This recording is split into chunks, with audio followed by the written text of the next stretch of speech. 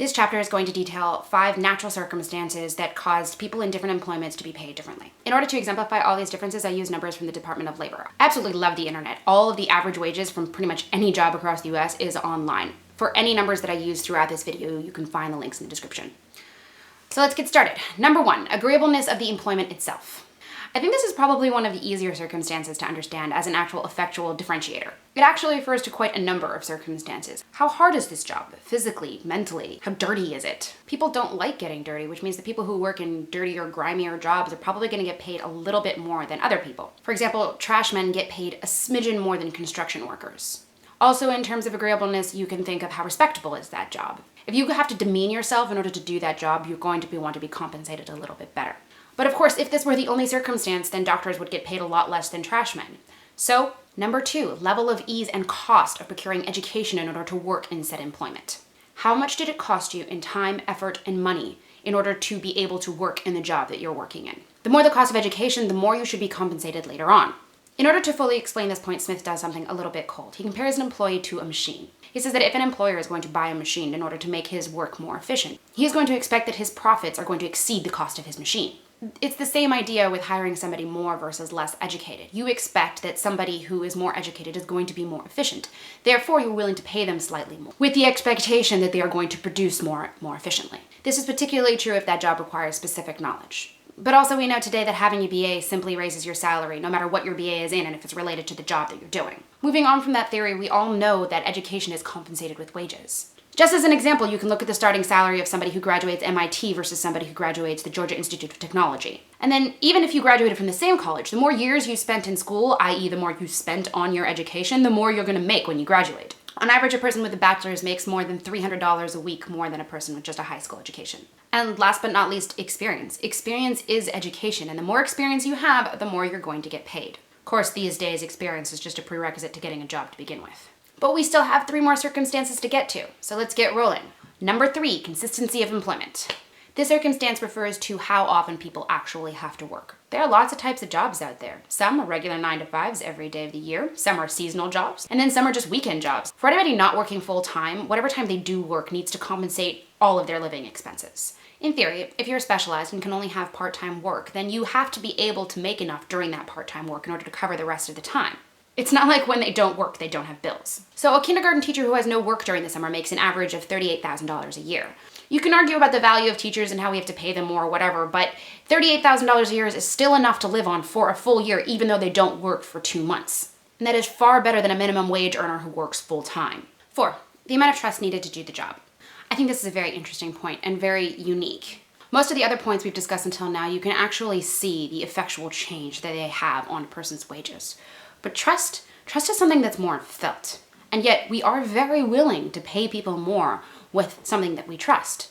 Diamond setters or people that deal in jewelry, the silver and gold. What they do may not require a very high level of education and it may not be very difficult, but they get paid a lot. And Smith argues that a big reason for this is not because they are dealing with precious metals and stones, but because we are trusting them with our precious metals and stones. Not only are we trusting them not to steal them, but also not to ruin them. This extends, I think, not only across industries, but within them. You're willing to pay more for a certain barber because you trust that barber to always make you look good. We have to trust our doctors and our lawyers, and this all contributes to them being well compensated. Recently, there was an argument going around on social media about how much babysitters get paid and how it's completely inflated and how it's really unreasonable. But if you think about it in terms of trust, you are trusting these people with your children. So yeah, they may not be doing a lot. It might not be a lot of work, but they have to be well compensated because you are trusting them with the most precious thing that you possess. Hopefully. And finally, last and certainly not least, number 5, likelihood of success. Simply put, what is the probability of you succeeding at your job? The lower the probability, the better you will be compensated. For example, if you put somebody behind an ice cream counter, chances are they'll be able to serve you ice cream. But send somebody to law school? What are the odds of them becoming a good lawyer? Scratch that. What are the odds of them passing the bar? The average pass rate for the bar exam in the United States is 76.5%. Smith points out that all probability still equals 1, meaning there is a given amount of success in any field and that remains constant. And if there's only a certain probability for each individual to succeed, say 1 in 20, then that 1 is actually going to gain the success of the rest of the 19 people that failed. Meaning that lower probability in and of itself doesn't actually boost wages, but rather it determines amongst whom the wages will be divided and how. But why do people do this? Why would anybody sit out in an employment they have a very large chance of failing in? Going to law school costs a lot of time, effort, and money. That's quite a risk for only 75% success rate.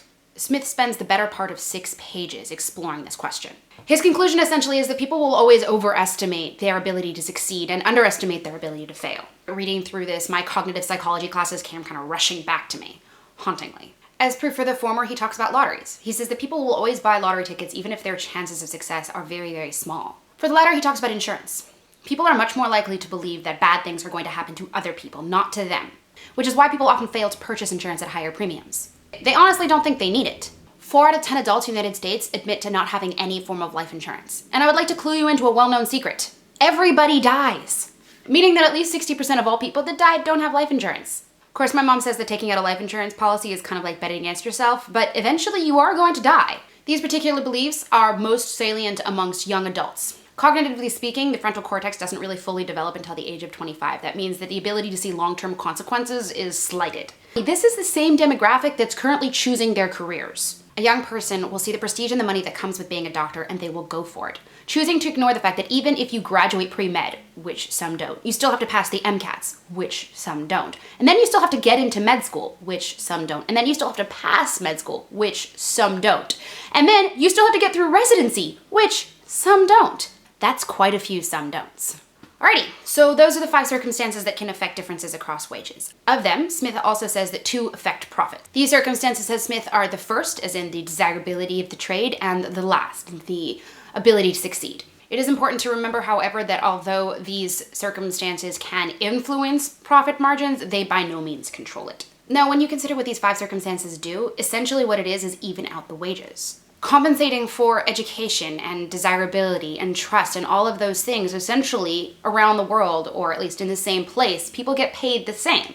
You just have to be willing to make certain sacrifices in order to get paid better or worse. But in order for these 5 circumstances to become the almighty equalizer that they are, there have to exist 3 prerequisites within the economy. Number 1, the job has to not be a new industry, or even a new industry for that place. Like we discussed in the previous chapter, when you have a new industry in a new place, like in the territories, in the colonies, it takes time for that industry to reach its natural trends. So any new industry will compensate workers more despite any other of the circumstances. Number 2 is the state of that industry has to be natural at that point in time.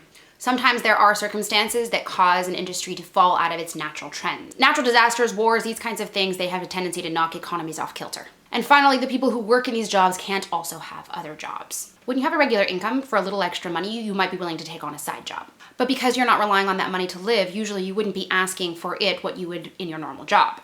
This naturally can affect the wages of the people who do these jobs full time. This chapter, being clear and straightforward, unlike its predecessor, has apparently not had any influence on its length. That being said, I'm pretty damn excited to move on to Smith's influencers of policy. If you're enjoying these videos, you can subscribe. If you like the video, you can give it a thumbs up, and follow me on Twitter and Facebook and all that wonderful social media.